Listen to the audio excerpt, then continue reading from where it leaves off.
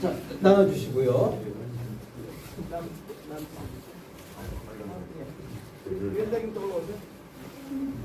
자, 권태우 교수님도 올라가시고요.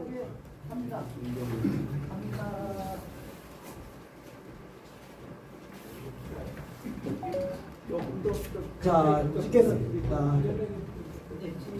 작가님 저 위치 좀 봐주세요.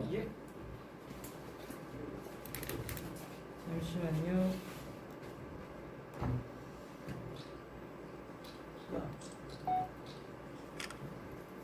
권태우 선생님 약간 좀. 자, 하나. 해병 화이팅 한번 합시다. 네, 잠깐만요. 자, 해병 화이팅! 다시 한번요. 자, 해병 화이팅! 이렇게 합니다. 시작. 해병 화이팅! 됐습니까? 네, 됐습니다. 예, 됐다고 합니다. 자, 그러면은 저는 이제 해병 많은 이제 논란이 많은데 정확히 얘기하면 제가 군대 군생활 7년 했거든요. 대위로 전역을 했는데요. 입대는 해군으로 했습니다. 해군으로 입대했는데 지금은 해군 해병대가 장교들 교육이 분리돼 있어요. 해군은 해군에서 하고 해병대는 이군단에서 하고 이렇게 하거든요. 예전에는 해군 해병이 같이 교육을 받았어요. 저랑 같이 교육받았던 이제 기수로 해군 해병 간부생 74기가 이제 저랑 같은 기수고요. 저랑 같이 교육을 받았고, 그리고 이제 저는 지금은 정훈병과가 해병대 따로 있지만 예전에는 해병에 정훈병과가 없었어요. 그래서 제가 이제 파견 근무를 해병으로 갔죠. 그래서 제가 3년을 근무했어요. 해병 일사단 7연대 멧돼지 부대라고 그러죠. 잘 기억하시고 7연대 계셨던 분 아실 텐데 7연대 멧돼지 부대 정훈관을 제가 1년 반 정도 하고, 그리고 이제 사단본부로 올라와 사단본부에서 1년 반 근무했어요. 그러니까 병으로 따지면 3년을 또 다 채우고 나온 거예요. 해병대에서. 도솔관에서 초빙 강연하고, 그 다음에 사단 연병장 잘 기억하실지 모르겠지만 저쪽 편에 야외무도 있거든요. 거기서 우정회도 찍고 막 그랬었어요. 그래서 제가 해병대에 3년 조금 넘게 근무를 하고, 그리고 이제 대위로 전역을 했는데, 그래서 기수로 하면 저희가 이제 같이 훈련을 받았기 때문에 해병 동기도 저희랑 같이 숙소도 같이 있었고 훈련도 같이 받고, 그래서 74기로 제가 같이 훈련을 받았습니다. 그래서 일부에서 뭐 해병대 아니다 이런 얘기 하는데 너무 고생을 많이 해가지고 제가 해병대 가가지고 활강 쓰고 빨간 병차 나고 이렇게 했거든요. 그 당시 이제 사단장 했던 분 중에 가장 기억에 남는 분은 전도공사단장이고요. 훈시문 제가 맨날 쓰잖아요. 훈시문 정훈장에도 쓰니까. 그때 당시 했던 말이 한 번 해병이 영원한 해병 외에 아무나 해병이 될 수 있다면 나는 결코 해병대를 선택하지 않았을 것이다. 그걸 전도공사단장이 처음 당시에 썼었어요. 이훈단장하고 사단장하고 사령관까지 했던 분이죠. 그때 제가 모셨던 분들이 많은데 사단장으로. 그래서 제가 이제 또 그 전력을 말씀을 드렸습니다. 네. 그래서 저는 해병대와 연관이 있고요. 해병대를 사랑하는 사람이고요. 7연대 1사단에서 해병 열심히 같이 했던 사람이라고 말씀드리고, 오늘 이제 패널로 참석하신 분들 다 아실 텐데 이제 방송에 많이 나오셔서 먼저 우리 그 박정훈 대령의 변호를 맡고 계신 김정민 변호사와 함께 하도록 하겠습니다. 반갑습니다. 그리고 그 안진걸이 우리 편인 게 너무 다행이다 이런 얘기 하는 분들이 많아요.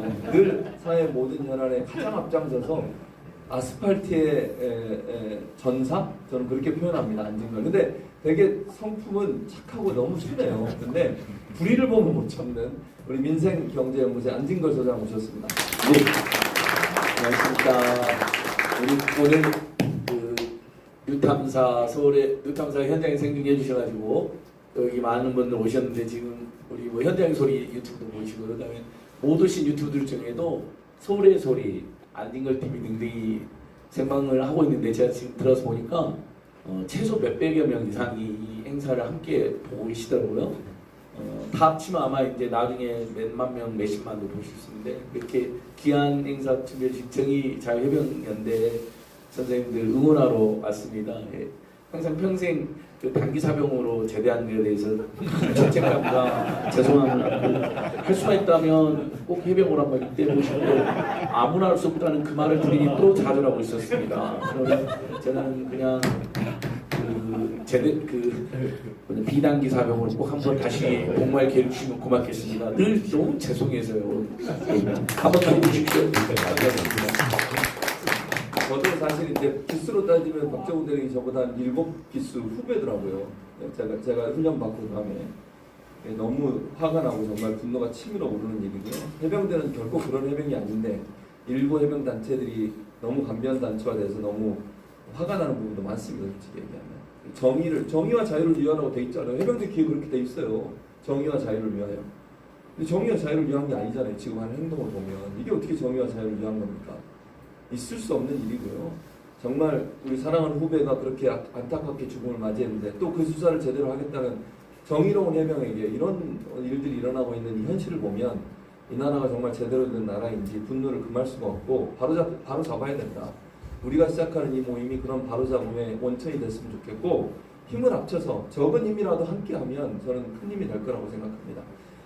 최수근 상병을 기억하는 모든 사람들의 목소리를 모아서 무도한 정권을 대응해서 싸울 수 있는 그런 힘을 모아야 되겠다고 생각이 듭니다.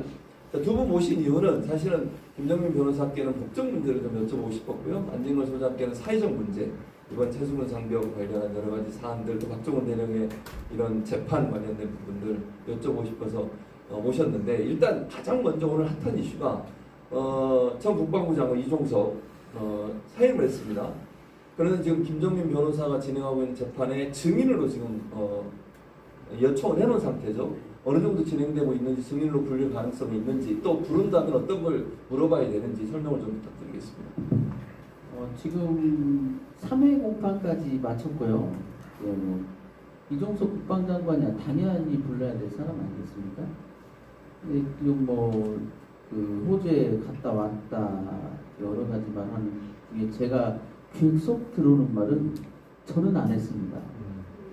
다른 사람 있나 보죠. 그 얘기만 하시면 될 것 같아요. 다른 얘기 할 거 없고 저는 아닙니다. 이렇게 하면 되잖아요. 증인으로 채택될 가능성은 어떻습니까? 채택 안 하면 재판을 받을 이유가 없지 않습니까? 주요 증인인데 그 사람이 피해자라면서요. 그래서 피해를 호소하고 있다고 제가 적었는데 피해자라고 부르기가 좀 적절하지 않은 것 같아서 피해를 호소하고 있다라고 적고 있는데요. 정말 좀 비참하지 않습니까? 장관까지 지내가지고 어딜 도망갔다가 끌려온 것 같아요. 그렇죠? 뭐라고도 안 했어요. 끌려왔어요. 그만둔대요. 누가 하라고 그랬나요? 뭐 하는 짓인지. 도둑놈처럼 나갔다가 또 들어왔다가 또 그만뒀다가 참 이런 갈팡질팡 하는 걸 보면 저 사람들 믿고 전쟁할 수 있는 것인지 참 걱정스럽고요. 최소한의 어떤 이 사건에서 꼭 지적해야 될 부분이 뭐냐면 아무도 정직하지 않다는 겁니다. 아무도 정직하지 않아요. 그럼 정직하지 않은데 정의로울 수 있나요? 따로 있나요? 거짓말하면서 정의로울 수 있는 건지 모르겠습니다만 이거 뭐가 그렇게 겁이 나서 말도 못하는 건지 참 안타깝고 그게 용기인데요. 너무 이제 박대령 같은 분이 이제 뭐냐면 박정훈 대령님이 어마어마한 용기가 있는 게 아니라 어찌 보면 그냥 단순한 직선적인 삶을 사신 분이거든요. 이러면 안 된다. 제가 몇 번 제가 언론에서 그런 말을 했는데 날짜도 안 잃어버려요. 작년 8월 24일 저한테도 충격적이었던 오후 1시 무렵에 전화통화에서 묻고 싶지 않았으나 물었고 박 대령님은 그냥 쿨하게 인정을 하셨어요. 대통령이라고. 제가 그 통화를 다 끝내고 웃으면서 좀 물었어요. 제 대통령이가 알면서도 그랬느냐. 나 같았으면 쉽지 않았을 거다. 근데 그냥 웃기만 하죠. 별 차이를 못 느끼신 거야, 이분은. 이게 대통령이냐 아니냐라는 건 별 차이를 못 느끼셨던 모양 같아요. 그러니까 이제 그 심리치료 과정에서 제가 한 2시간 넘게 같이 이렇게 했는데 제일 고통스러운 장면을 그 순직해병 시신을 좀 볼 때를 떠올리면서 굉장히 힘들어하더라고요. 그래서 저도 잘 이해를 못했는데 그때 그 시신을 보면서 자기가 느꼈던 그 무력감, 그다음 분노, 또 나이가 아들 나이란 말이에요. 그 순직해병이 그런 것들이 주는 그 충격. 그래서 반드시 내가 책임질 자에게 책임을 묻겠다 했는데 지금 역으로 당하고 있잖아요. 그걸 보면서 참 그렇고 지금 뭐 이 재판은 지금 뭐 이미 끝났다. 제가 처음에 재판을 시작할 때 이 재판은 이 재판에 나오는 증거는 한 명의 증거가 아니라 다 외압의 증거라고 단언코 말했는데요.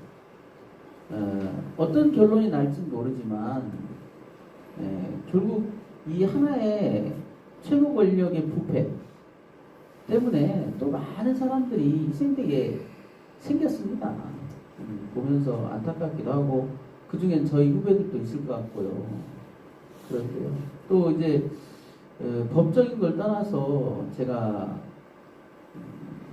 사건 관련해서 이런 사진들을 쭉 보면서 좀 슬픈 사진들이 많아요. 제가 볼 때는 어떤 사진들이냐면 물에 가서 뭘 찾으려고 하니까 뭘 둘러매고 들어갔어요. 갈 필요 모두 찔러보고 하는데 뭘 찾아야 될지도 몰라요. 왜냐하면 거기 아무것도 없거든요. 그냥 사진 찍으니까 열심히 뭘 찔러봤단 말이죠. 그래서 일선에서 그 병사들은 아우성이었어요. 죽은 사람 찾으려고 산 사람을 이렇게 몰아넣느냐. 우리를 갈아 넣는 것 같다. 말이 안 통한다. 뭐 칭찬합시다는 왜 하냐. 난리도 아니었다고요. 그 일선에서의 분위기라는 게. 그 7월 18일 같은 경우는요. 비가 주구장창 왔대요. 그래서 그 부대 내에서는 좀 빨리 끝내지 이런 분위기가 있었단 말이에요. 그래서 그 행여나 언제나 그 지시가 내려오나를 모두 다 기다리고 있었어요. 전달되어 오는 거는 그냥 하랍니다. 그냥 하랍니다예요. 그냥 내려오는 명령이라고는. 4시가 넘어가니까 그때서야 이제 오늘 그만하자. 뭘 위해서 이런 짓을 하는지 도대체 모르겠다. 그러니까 이런 것 같아요. 저는 이제 이 사건을 통해서 해병대에 대해서 해병대의 그 혼이 모토가 정의와 자유를 위하여라는 걸 몰랐어요. 저는. 정의와 자유를 위하여. 그러면 뭐냐면 냉정히 말하면 그들이 말하는 충성은 뭐냐면 그냥 들어가라면 들어가야 되는 거예요. 우리가 말하는 정의는 뭐냐? 왜 들어가야 됩니까? 라고 묻는 거예요. 그렇죠. 군은 그냥 들어가라 그러면 들어가야 되는 거냐. 뭔지도 모른 채. 이 사건에서 제가 여러 매체에서 이제 가끔은 언급을 했는데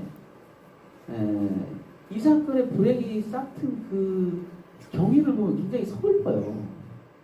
처음에 7월 18일 날 정상적인 지휘 라인에 있던 7여단장은 명확한 지시를 내립니다. 위험하다. 뚝 아래로 내려가지 말고 베스 있으면 뚝 위에서 봐라. 이렇게 지시를 해요. 그 지시를 내린 이유는 7여단장 주임원사가 아침에 일찍 현장 답사를 다 갔다 왔어요. 그래서 보고합니다. 아까 말씀하신 똑같은 내용이 뭐냐면 지금 뒤에서 방류를 하고 있다. 산사태가 났다. 내려가 보니까 이거 뭐 물이고 뭐고가 구별이 안 된다. 일단 내려가기 되게 위험하다. 그래서 베스를 뚝 위로 걸어가면서 하라고 했어요. 그런데 그 적절한 지시가 저는 알고 있는데요. 왜 바뀌게 됐는지.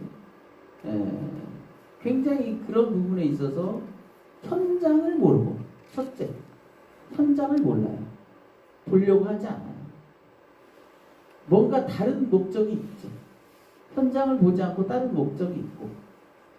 이 사건에서 지금 순직해병 한 분이 사망했지만 불행 중 다행이었어요. 사건의 내용을 보면 일단 그 시점에 휩쓸려 내려간 분들이 4명 이상이에요. 하마터면 4명 이상이 고스란히 희생될 뻔했어요. 그리고 그 돌격 상륙 장갑차 그걸 밀어넣었다고요. 그게 또 내려왔어요. 만약에 진짜 그게 뒤집어지기라도 했으면 안에 다 몰살이에요. 그럴 뻔했다니까요. 상당히 무기한 일들이 여기저기서 벌어지고 저는 사건 이후를 한번 보십시오. 이제 순직 해병이 실종됐죠. 그리고 나니까 이성을 잃었어요. 지휘관들이. 마구 그때는 다 집어넣습니다. 여기까지 차는데 다 들어가라 그랬어요. 찾겠다고 이제 그 숨은 막고 그때는 이성이 없었어요. 그때 또 희생이 또 일어났더라면 어쩔 뻔했겠습니까? 그러니까 아무도 지적도 안 하더라고요. 아무도 지적도 안 해요. 그리고 그때는 명령체계도 없어. 누가 명령했는지도 없어. 그냥 해병대 사령관이 네가 해가지고 일사단장이 그 후속 조치를 한다고 그 현장에는 안 가고 거기 뭐 지휘소에 가가지고 있었어요. 그 참 못마땅한 용어가 해병대 사령관의 명령에 따라 지휘소를 점령했대요. 지휘소가 적군이 장악하고 있었어요. 왜 점령을 해요? 그렇지 않습니까? 용어 사용도 참 부적절하고 못마땅해요. 나는 저는 그거 하나만 놓고 보더라고요. 그래서 현장을 잘 보려고 하지 않는 지휘관이 뭔가에 휩쓸려서 뭔가 자꾸 위만 바라보는 그 채널은 항상 안테나는 위에만 가 있고 밑에가 없어요. 저도 군법무관을 10년 했는데요. 군에 있을 때 진짜 좌충우돌이 극치였습니다. 근데 제가 꼭 기억나는 사건이 하나 있었는데 여름인데 병사들이 징계에 입창을 한다고 하니까 트럭으로 싣고 왔어요. 병사들이 잔뜩. 그래가지고 이제 난리가 났죠. 법무부에 이제 그 애들을 보니까 이게 대대장이 좀 무리한 색출 작업을 벌인 거예요. 그래가지고 그 구타가혹 행위를 찾아낸다고 질서를 8번씩 작성하게 만들고 그 앉은 자리를 다 미리 체크를 해놨더라고. 무기명을 봤는데 그래서 그대로 걷어오는 거예요. 그래가지고 누가 썼는지를 알아. 근데 나중에는 병사들끼리 이런 말이 서로 오갔어요. 야, 차라리 네가 맞았다고 해라. 내 곁에. 나중에는 그렇게 해가지고 합의하에 써요. 그걸 다 집어넣은 거예요. 영창에. 넣겠다고. 다 확인해가지고 이제 없는 걸로 처리를 했는데요. 그때 병사들이 제 자랑 좀 할게요. 좁아 터진 법무부에 와 있는데 여름에 더워서 제가 샤워를 돌아가면서 하라고 그랬어요. 화장실에. 근데 그 수건이 3장밖에 없어요.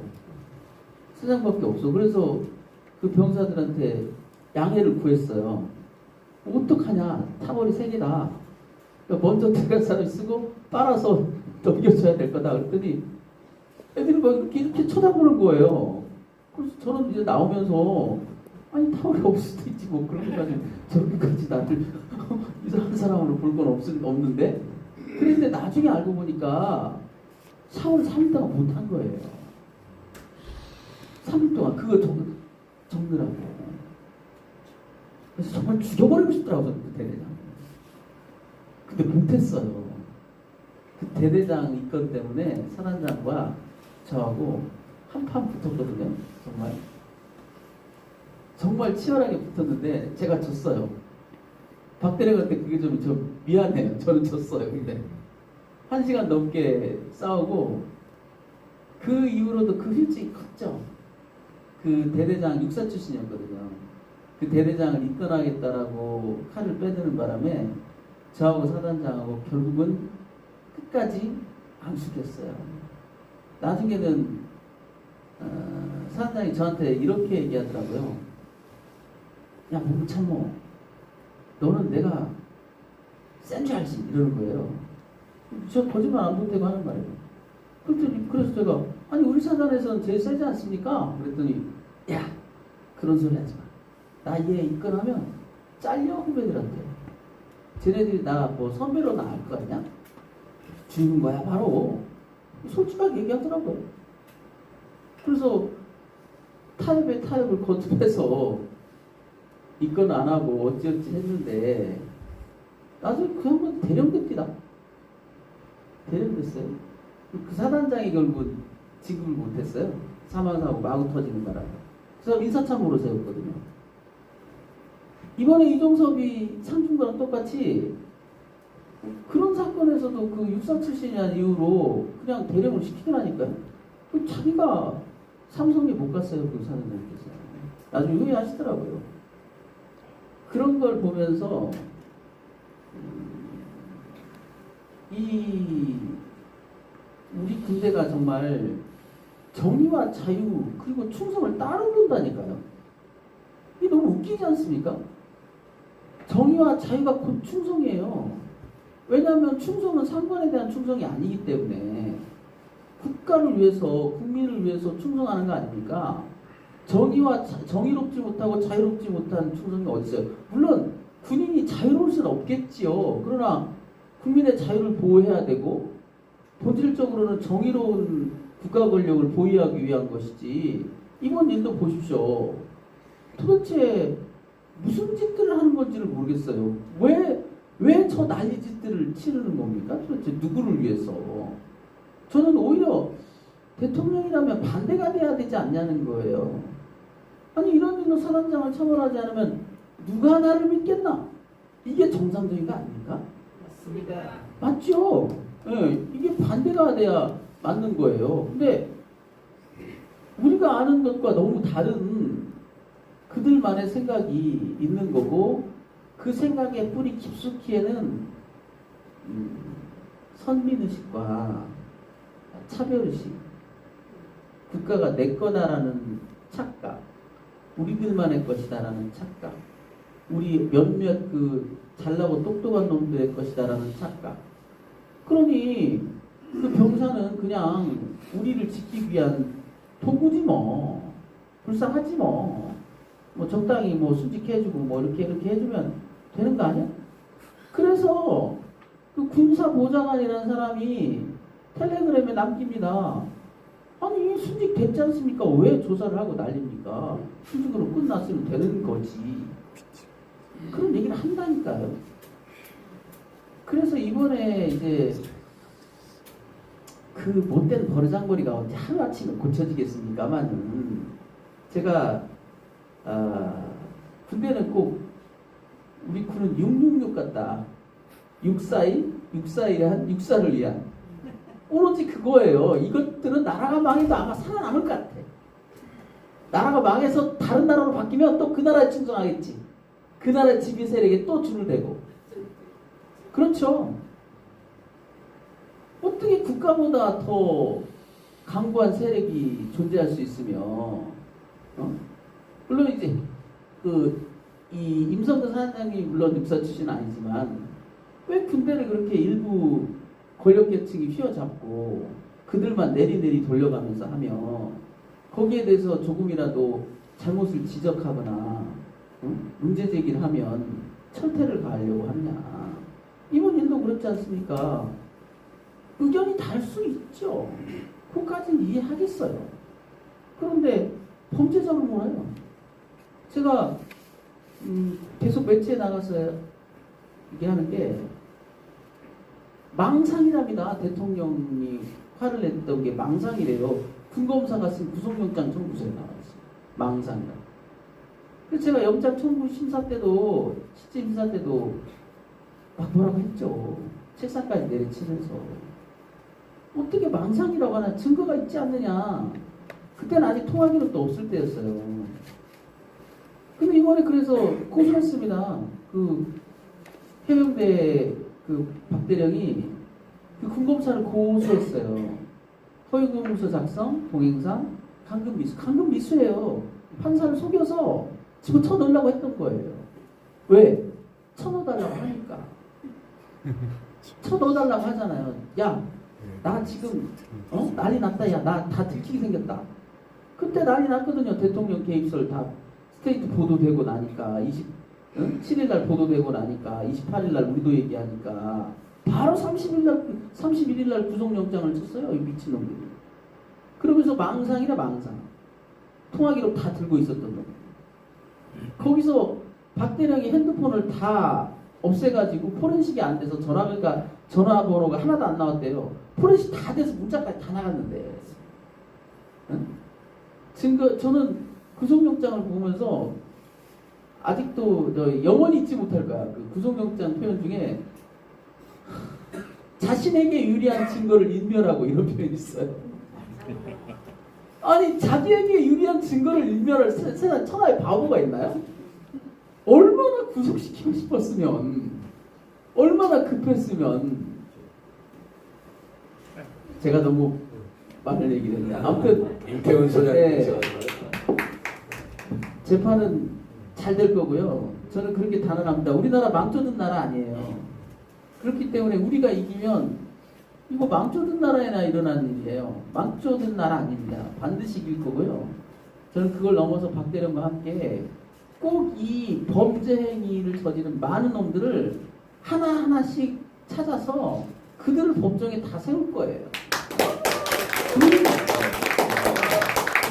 김정은 변호사가 울분을 토하셨습니다. 그 사이에 우리 임태훈 전 소장이 되셨죠 이제. 다시 현 소장 그렇습니다. 군인권센터장님 모셨습니다. 네, 그렇습니다. 자 그럼 숨 좀 고르시라고. 전 소장에서 현 소장이 전 소장이 다시 현 소장이 된가요? 복귀라. 그러면 이게 도망갔다가 불려왔다 잘린 놈이 되시나요? 농담이었어요. 이종석을 추적하기 위하여 약간의 변신속이 있으셨던 거죠. 자 그럼 잠깐 숨 고르시고 그 사이에 우리 예. 아까 제가 그 수백여 명이 생방하고 있다 그랬죠. 제가 지금 다시 점검해보니까 제가 그 잘못 봤습니다. 유탐사에서만 지금 현재 2,200여 명이 보고 계시고요. 다른 유튜브들에서도 다 합치면 한 1,000명 가까이 보시는 것 같아요. 그 정도로 우리 최상명 사건에 대한 분노와 슬픔, 그 자유정의해병연대, 또 박정훈 대령님, 또 우리 김정민 변호사님 응원해 주신 분들이 많은 것 같습니다. 요즘 얼마나 이슈가 많고 다들 바쁘실 텐데 정말 수천 명이 여기에도 많이 오셨지만 온라인으로 또 보고 계신다는 거에 저희도 무거운 책임감도 느끼고 열심히 투쟁하는 분들과 강하게 연대해서 반드시 승리하겠다 이런 생각을 하게 됩니다. 저는 진짜 짧게 하겠습니다. 우리 국민들께서 이렇게 생각한 것 같아요. 그 진보정도 보수를 떠나가지고 최근 윤석열 정권 들어선 다음에 벌어진 일 중에 가장 끔찍한 사건으로 이채 양명주를 꼽잖아요. 너무 지금 이게 굉장히 범국민적인 용어가 됐거든요. 이채 양명주, 현수막도 걸려있고 그럽니다. 이태원 참사하고 최상명 사건이 맨 위에 있습니다. 이제 D가 양평 고속도로, 그다음에 명품 뇌물 수수, 그다음 주가 조작, 잔고 조작 순서인데 사실 T의 양평 고속도로 사건이나 명품 뇌물 수수 및 인사개입, 주가 조작, 잔고 조작도 끔찍하죠. 국가 권력이 총동원해서 윤석열, 김건희, 최은수 일가를 다 피호해주고 그런 사건들이잖아요. 그런 중대한 범죄가 있었는데 거기서는 정말 우리가 지금 억울한 어떤 시민들이나 청년들의 또는 우리 사병들의 죽음이 있었던 건 아니잖아요. 국가 권력이 가공할 만한 정말 타락과 그것을 비호하는 것들에 대한 분노는 있지만, 근데 우리 국민들이 제일 슬픈 것은 그런 것도 분노하고 슬프지만 정말 이태원 참사에서 우리 그 청년들의 그 159명의 죽음, 그다음에 최상병의 정말 도저히 이해할 수 없는 거, 억울한 순직 이런 것들은 생각하면 내가 또는 우리 자식이 내가 사랑하는 사람이 죽은 것처럼 너무 가슴 아프고 지금도 울분에 차 있거든요. 트라우마가 걸려 있을 정도로요. 그래서 이 사건들은 정말 아까 우리 정의자해병연대 우리 대표님도 말씀하셨는데 반드시 우리 투쟁하신 분들이 이길 거고 우리 국민들이 끝까지 함께할 겁니다. 오죽하면 이채 양명주나 만들어냈겠습니까? 그리고 이제 뒤에 또 5특보전이라고 있는데 그것도 오송 참사, 특수활동비 남용, 고발사주 윤석열 한동훈이 주범이다. 그다음에 이제 전세사의 피해자를 외면하는 정권 행태에 그 특보전이 붙어 있습니다. 그다음에 이제 또 물경민심, 이제 물가 폭등, 경제 폭망, 민생 파탄 심판하자 이렇게 되어 있는데 제일 지금 여러 개를 제가 시민들과 함께 시도를 했는데 다른 것들은 히트를 못했어요. 근데 이채 양명주는 국민들께서 그대로 많이 퍼뜨리시고 여러 이미지도 만드시고 이창명주는 술이 아닙니다. 국민들의 고통이요 분노요 슬픔이다라는 말까지 만들어가지고 여기까지 왔거든요. 그래서 오늘 정의자유해병연대 분들의 주축으로 박정훈 최상병의 안타까운 죽음을 슬퍼하고 박정훈 대령님을 끝까지 응원하는 우리 이 흐름, 저는 범국민적 흐름이라고 생각합니다. 그리고 이게 윤석열 정권이 이걸로 반드시 단단히 심판받을 겁니다. 사법적인, 이제 김대중 변호사 말한 사법적인 처리와는 또 별도로 국민적, 역사적, 사회적, 도덕적 심판을 불같이 받을 수밖에 없다 이렇게 보고 있습니다. 감사합니다. 네, 감사합니다. 임태훈 소장 말씀 들었고요. 임태훈 소장께는 이런 질문을 드리고 싶어요. 임태훈 소장은 이제 군 인권 관련된 문제, 군의 비리 이런 거 계속 제보도 받으시고 문제 해결도 하시고 외롭게 막 싸우시고 이러셨잖아요. 근데 그 많은 여러 가지 군의 뭐 비리, 그 다음에 군 장병에 대한 안타까운 사건들 이거 많지만 이번 최수근 상병과 박정훈 대령의 이런 고통을 보시면서 어떤 점이 다르고 이게 사실은 다른 군 사건 같은 경우는 아무래도 군 내부적인 문제에 좀 머무르는 면이 있다면 이건 조금 다른 차원에서 볼 수 있는 부분이 있을 것 같은데 어떤 차이가 있다고 보세요? 저희는 이제 15년이 됐어요. 저가 혼자 외롭게 싸우진 않고 있고, 저도 처음에 외롭게 싸웠는데 지금은 이제 같이 활동하는 상근 활동가들이 이제 10명이 바뀌고 10명이 50만을 감시를 하고 50만 인권을 챙긴다는 건 사실상 이렇게 계산하면 이게 잘 등치가 안 되잖아요. 그러니까 저희가 일하는 방식이 여타 다른 인권단체들하고 조금 많이 다릅니다. 혹자들은 형사 로펌을 보는 것 같다. 혹자들은 흥신소를 보는 것 같다. 탐정인 것 같다. 혹자들은 언론사를 보는 것 같다. 이게 다 믹스되어 있거든요. 저희가 심지어는요, 떼인 돈도 받아주더라고요. 그러니까 군은 기상천외한 일들이 굉장히 많이 일어납니다. 우리 사회의 축소판이기 때문에 입법 기능을 뺀 모든 걸 다 가지고 있어요. 그러니까 검찰권도 가지고 있죠. 우리 박정훈 대령님이 수사단장이니까 경찰권도 가지고 있죠. 사법 경찰권도 가지고 있죠. 재판권도 가지고 있습니다. 참 기형적 구조이죠. 그걸 누가 다 쥐고 있냐면 국방부 장관이 다 틀어지고 있습니다. 우리가 아무리 뭐 판사들 판결이 뭐 같다라고 비난하지만 사법부는 형식적으로나마 또 우리 헌법적으로나마 별개 독립된 기관으로 사건 분립이 되어 있는데 군만 유일하게 법원이 분리되어 있지 않아요. 그러니까 저희가 막 쥐어뜯었어요. 어떻게 80 몇 개에서부터 쥐어뜯어가지고 언제부터 쥐어뜯었냐, 5대2라고 성추행으로 자살한 사망 사건이 있었는데 그때부터 군사법원이 엉터리다라고 얘기를 하면서 국민들이 이제 공문을 샀고, 결정적인 건 윤일병 사망 사건이죠. 윤승주 일병입니다. 올해 4월 7일이면 10주기입니다. 세월호도 이제 10주기 다가오지만 우리가 기억해야 될 것 중에 하나는 또 윤일병 사망 사건입니다. 이게 군을 획기적인 혁명에 가까운 식으로 바꿔낸 죽음의 은폐를 가져왔던 사건이거든요. 저희가 그거를 7월 말 재보궐선거 끝난 다음 날 폭로를 했습니다. 물론 이제 우리 김정인 변호사님의 숨은 공로가 있었기 때문에 가능했던 것이기도 하지만요. 그걸 폭로한 다음에 별들이 우수수 떨어졌습니다. 그러니까 저희가 의도하지 않았어요. 저희는 의도하지 않았고 사단장이 날아가고 군단장이 날아가고 헌정사상 최초로 육군 참모총장이 군 사망 사건 때문에 그대로 옷을 벗게 됩니다. 물론 김관진이라는 장관의 책임을 면하기 위해서 당시 국방장관에서 김관진이 안보실장으로 넘어갔을 때거든요.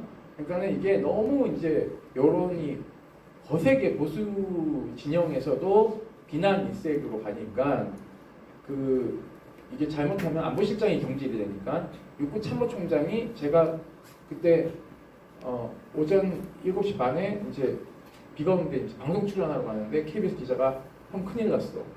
육군 참모총장이 잘릴 것 같아. 이렇게 얘기하는 거예요. 그래서 저희가 의도하지 않았지만 별이 우수수 떨어졌습니다.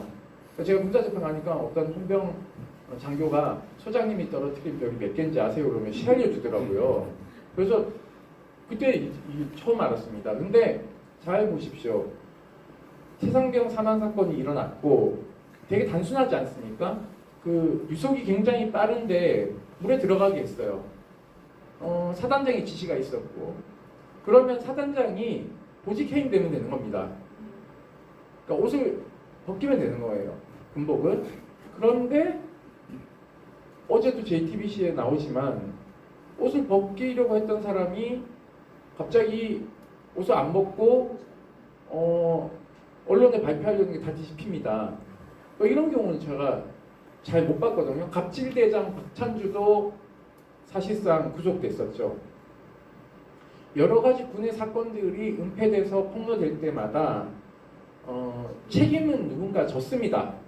그게 국민들 시각에서 봤을 때 만족한 것이냐 아니냐의 경중의 차이가 있을 뿐이지 누군가는 책임을 졌거든요. 근데 전 국민이 다 알고 분노했던 그냥 구명조끼 폈으면 그리고 물에 들어가는 지시를 하지 않았으면 그리고 장갑차를 무리하게 집어넣었다가 쇼하고 나오는 장면들을 보지 않았습니까? 그 장갑차도 5분을 견디지 못하고 빠져나오는데 사람이 거기 들어가면 위험하다는 건 그거는 그냥 아동들도 다 아는 얘기예요.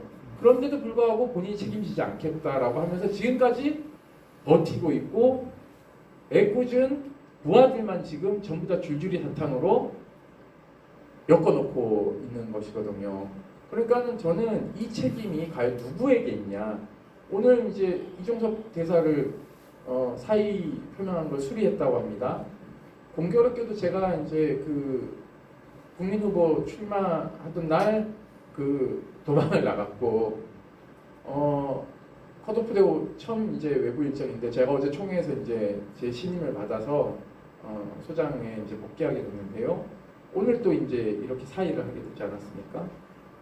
누가 봐도 국방부 장관이 다 결재하는 것을 뒤집어 엎을 수 있는 건 딱 한 분이잖아요.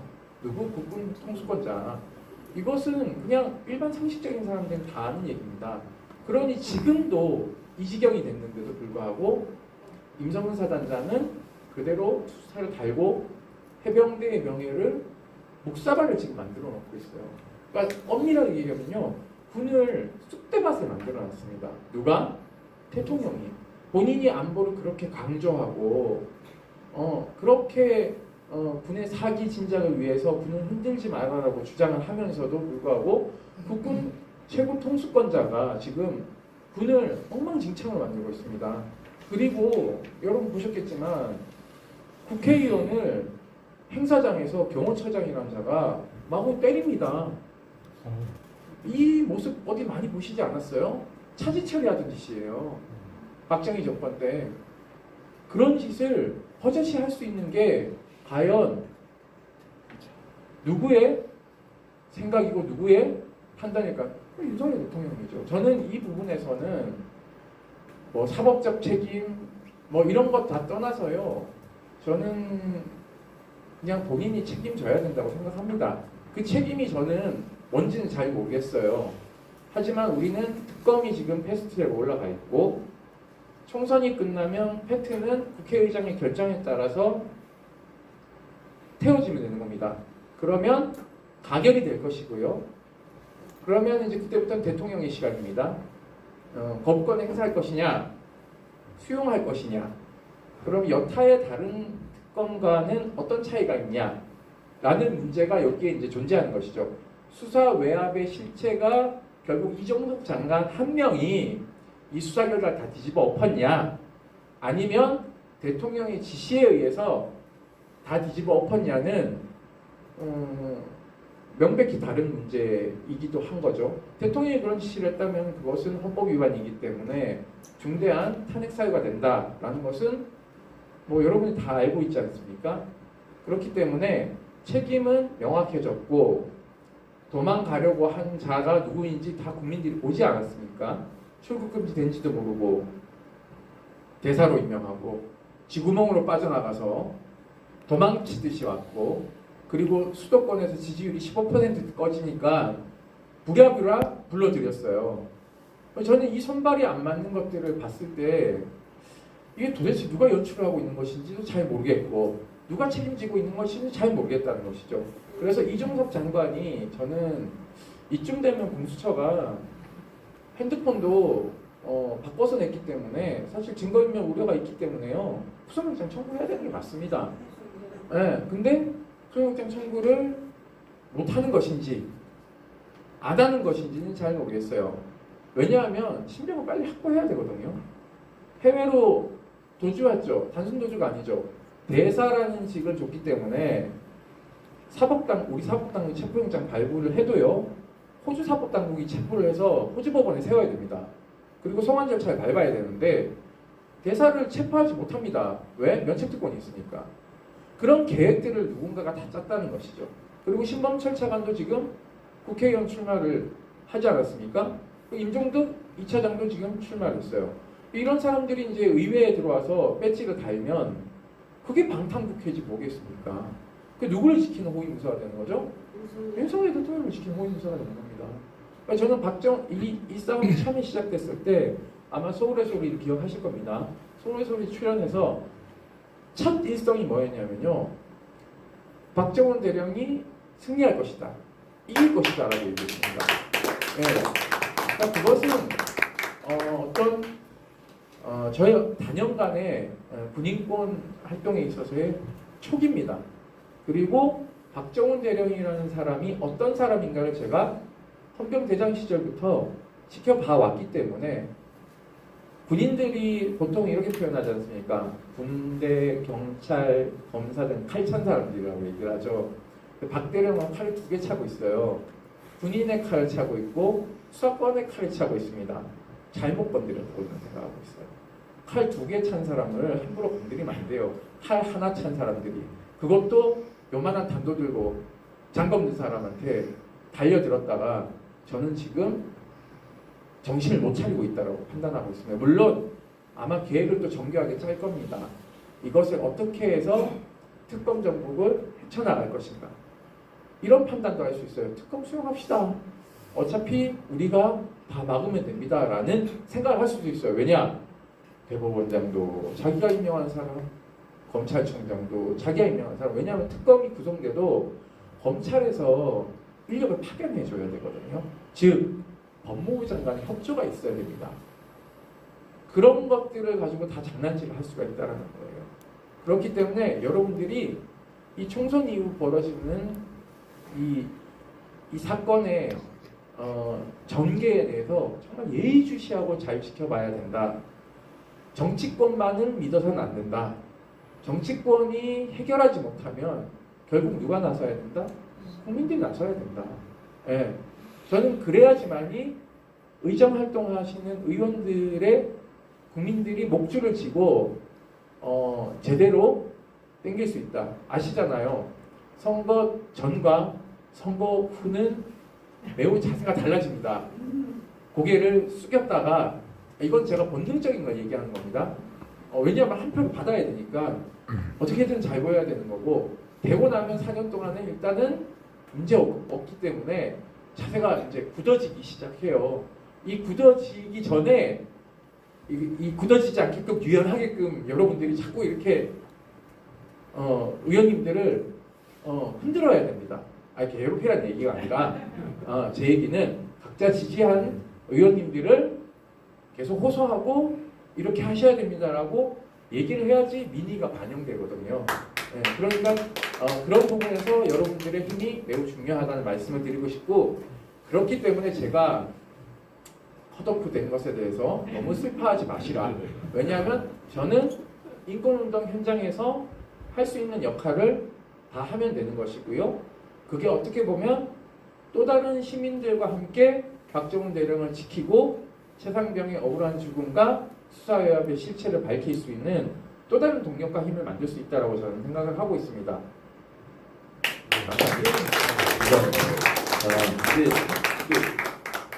끝내야 되는데 끝내라고? 그러면서 네, 그럼 콘서트 공연도 있어요. 그럼 김정민 변호사에게 한 가지만 여쭤볼게요.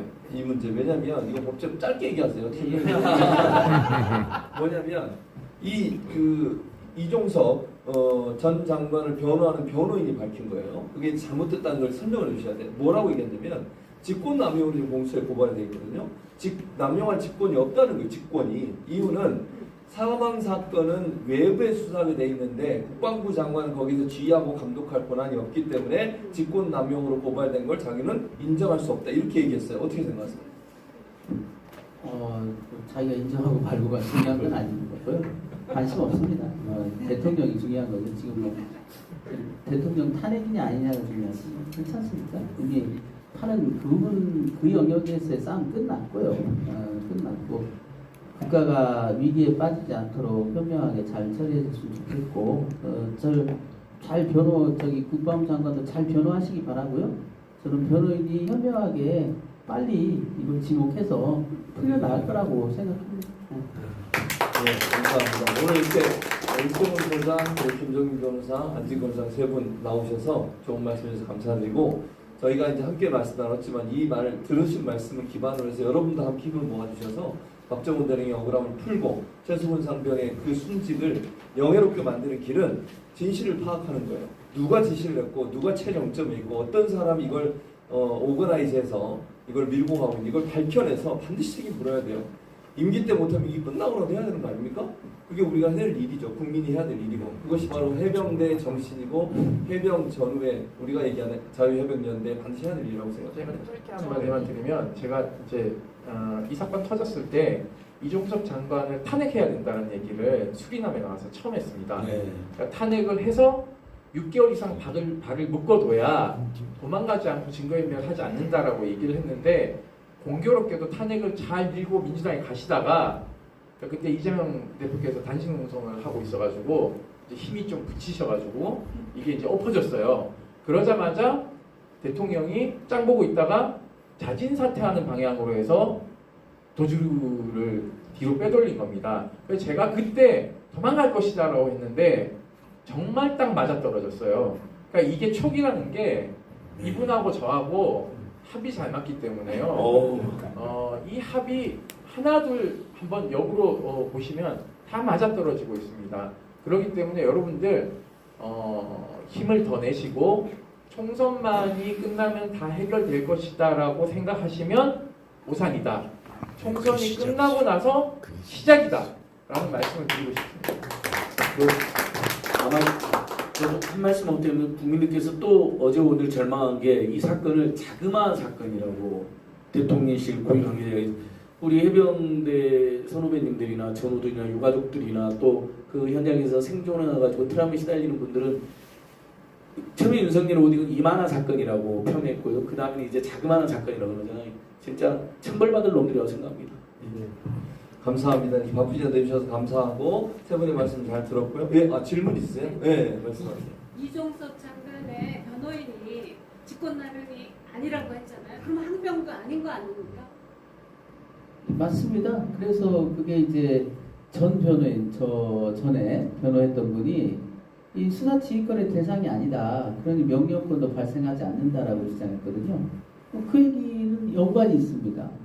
아예 직권 자체가 없으면 직권 남용도 안 되지만 항용도 안 되는데요. 근데 문제는 국방장관은 우리한테만 문제가 된 게 아니거든요. 그 해병대 사령관에 대한 그런 것들이랄지, 그 다음에 조사본부에 대해서 또 2차 외압을 행사한 거랄지, 이런 것들은 어떻게 해명할 건지. 그러니까 그런 걸 이제 죽을 깨를 낸다 그러죠. 나라들이 죽을 깨를 내고 있는 거죠. 예. 왜냐면 그리고 그렇게 수사지휘권이 있다고 동네방네 떠들고 다녔어요. 서류에 가득합니다. 자기들이 만든 서류가 이렇게 쌓여 있어요. 그래서 그걸 그때요 구속영장에서 뭐라고 한지 아세요? 그걸 두고 우리가 수사지휘권이 없지 않냐 그러니까 법률을 무지래. 네. 무식한 소리 하지 말라고 구속영장에 아니 법학 박사님한테 법률 무지래. 그때 그 얘기했던 거예요. 그게 지휘권이 없다. 여러 가지 체계적 해석에 의하면 지휘권이 발생하지 않기 때문에 항명이 될 수 없다라고 그렇게 논리적으로 설명했더니 무식한 소리 하지 말라고. 지금 와가지고 이제 무식한 소리 하는 거야. 이제 자기들이 죽을 깨를 내는 겁니다. 그거는 그렇게 하라 그러세요. 원래 매를 버는 방법을 잘 아니까 계속 버렸죠 뭐. 예, 감사합니다. 저도 이렇게- 질문 하나 드립니다. 예, 말씀하세요. 저는 뉴질랜드 교민이라서 정말 이해가 안 되는 부분이 있는데요. 이게 해병대의 어떤 일이 어떻게 대통령실까지 올라가서 그것도 윤석열이라고 하는 대통령이 그가 해병대 출신인지 모르겠지만 어떻게 그것이 거기까지 그렇게 서로 연결되는지 윤석열 대통령과 그 사단장과의 관계가 어떤지 좀 궁금하네요. 혹시 그런 관계가 나온 게 있습니까? 지금은 명확하게 나온 건 없지만 정황 증거들은 있죠. 여러 가지 수석 보좌관 회의가 열렸다.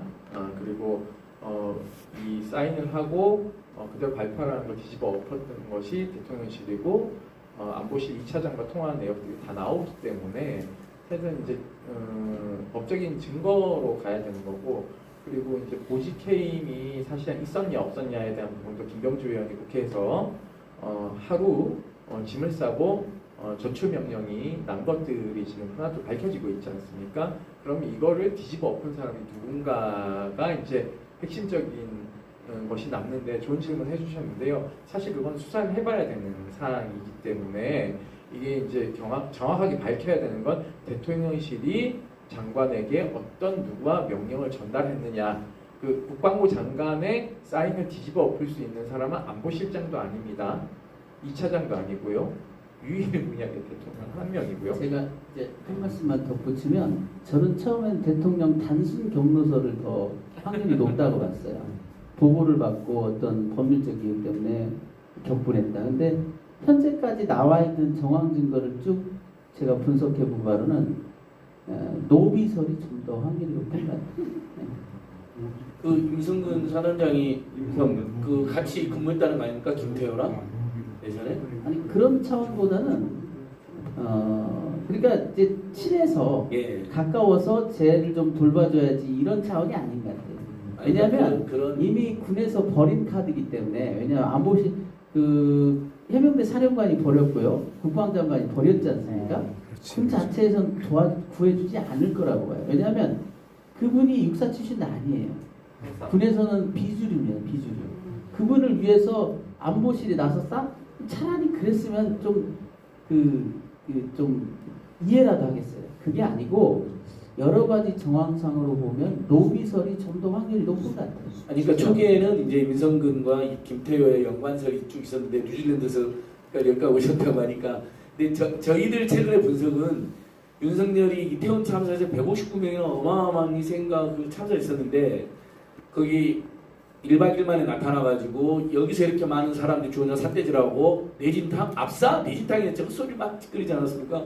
그래서 그 사건의 최고 책임자는 서울경찰청장과 경찰청장, 그 다음에 해남장과 오선희 씨한테 그 4명을 비호를 하지 않았습니까? 끝까지 그 동일선상에서 야 그걸 왜 그만한 일로 임성근이 책임을 져야 돼? 끝까지 이상민을 비호하지 않았습니까? 그 연장선상에서 이제 로비도 있었을 수 있고 근무위원도 있을 수 있는데 그 정서, 이런 일로 왜 자꾸 나랑 같이 일하는 사람들을 책임 물으려고 하는, 그게 크게 작용했다고 저희는 보고 있습니다. 또 하나 이유는 이렇게 설명이 돼요.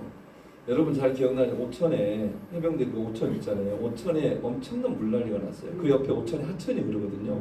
하천이 범람을 해가지고 오천 전체 아파트가 지하 주차장이 다 물에 잠긴 때, 그때 이 누구야 임사단장이 상륙 장갑차를 출동을 시켰어요. 그게 언론에 대서특필이 됐어요. 언론의 종편들이 그거를 그 보수 언론들이 일면에 그 사진, 장갑차가 수해 현장을 가는 장면을 해병대 병사가 앞에 나와 있고 이걸 막 사진을 찍어가지고, 그래가지고 윤석열이 그 다음에 거기 가서 격려를 해줬어요. 일사단장을. 그것도 하나의 이유로 보는 관점이 있어요. 그 당시에 PD 수첩에 그게 이제 지난번에 잘 다뤘죠. 뭐 충성을 다했습니다 이런 것도 이제 나오고 하는데, 그 2022년 물난리 때 네, 작년 말에 그러니까 대통령이 물난리 때문에 서울의 반지하방들이 막 다 침수되고 해서 사망자가 일어나고 대통령 체면이 다 구겼는데 이제 해병대 장갑차 출동해서 시민들 구하니까 사실 이거 이제 대통령 명을 살렸으니 봐줘야 되는 거 아니냐라는 걸 누군가가 로비를 했을 개연성이 있다라는 얘기를 이제 있는 거죠. 그래서 그건 사실은- 합리적인 의심입니다. 그래서 사실 지난번에 그 수위원장이 장갑차를 출동시켰나 안 하는 네, 맞습니다. 의혹도 있어요. 그 사실은 수위원장이 장갑차 가는 게 전혀 도움이 안 돼요, 별로. 그게 보여주기식이에요, 그야말로 그거는. 실제는 우병우도 사관이 훨씬 나아요. 예를 들면 장갑차 가서 뭘 어떻게 합니까? 수행만 하면 공무보트가 가가지고 IBS 가서 이대대 애들이 가는 게 훨씬 낫지. 그러니까 물론 이제 포항에 물난리가 났을 때 물이 이렇게 이제 유속이 있는 게 아니라 이제 차 있는 거고, 그러니까는 장갑차가 할 수 있는 역할이라는 게 있지만, 낙동강 제가 이제 영주가 고향이기 때문에 그 물난리가 나면 거기 유속이 되게 빠르거든요.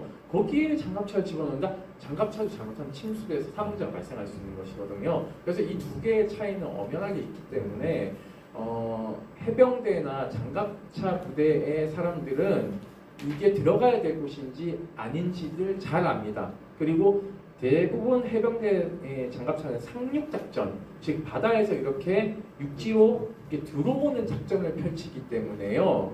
그 유속이 빠르면 사실상 그 작전도 굉장히 어렵습니다. 그렇기 때문에 침수 시험도 하고 이러기 때문에 거기에다 장갑차를 넣는다는 것은 100% 쇼인 것이죠. 그 LVT가 파도가 많이 쳐도 네, 맞습니다. 올라오지를 못해요. 네, 맞습니다. 이게 우리가 그 다른 분들은 그 탱크로 아는데 배예요, 배. 배에서 육상으로 올라갈 수 있다 뿐이지. 그래서 장갑차를 넣는 것도 제가 보기에는 넌센스예요. 그래서 장갑차를 기사를 보시면 얼마 전에 그 국방 그거 만드는 회사 분들이 그거 실험하다가 돌아가셨잖아요. 그렇죠, 예, 예. 포항에서. 그렇기 때문에 굉장히 위험합니다. 알겠습니다. 자, 이렇게 질문도 받아보고 이제 마무리하겠습니다. 세 분 감사드리고 박수로 네, 감사합니다. 감사합니다. 감사합니다.